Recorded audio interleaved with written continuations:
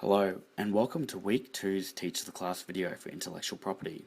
My name is Lachlan, and I will be your intellectual property teacher for today. Thank you. In today's Teach the Class video, we will be addressing two major points in regards to trademark classification. One, what role does Schedule 1 of the trademark regulations play in classification of trademarks, and why do these classes exist? Schedule 1 of the Trademark Regulations Act has been derived from the 1957 International Nice Agreement. The Nice Agreement concerns the classification of goods and services for the purposes of registering trademarks. The role of the classification system is to help identify the various types of goods and services for which trademarks can be registered. There are currently 34 categories for goods and 11 categories for services which can be registered. It is vital to understand that these are for more administrative use. A few important points to note are that registering in a certain class will not restrict others from also registering in that class. Registering in a certain class will also not restrict protection from extending to other classes if there has been a breach of intellectual property, and also class does not influence what a breach is with intellectual property.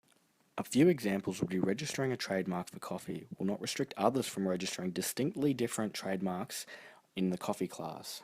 Contrawise, registering a trademark similar to the coffee trademark but in a different product class will not restrict a breach from occurring.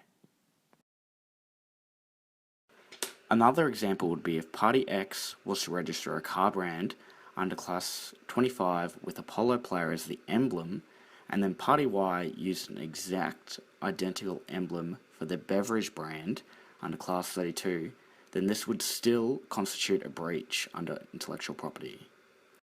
However, if Party Y was to also be a car brand under Class 25, but had a crocodile emblem, simply being in the same classification would not constitute a breach. So, you're probably sitting there thinking, why do they exist if they're more for administrative use, and they do not protect directly the scope of trademark protection conceptually? Well, let's move on to that. Well, primarily it is vital in the identification of what goods and services can be. The classification system also helps to distinguish between trademarks of various goods and services. It allows businesses breathing room and helps identify similarities and variances in different goods and services. In summary of the role of this classification system under Schedule 1, it's best used as an administrative tool in the registration process, as it helps identify whether it is trademarkable or whether it isn't. However, it does not delineate the scope of trademark protection. Well, that's it for today, guys. Thank you for listening, and tune into some of the other great video lessons that will be posted on YouTube. Thank you.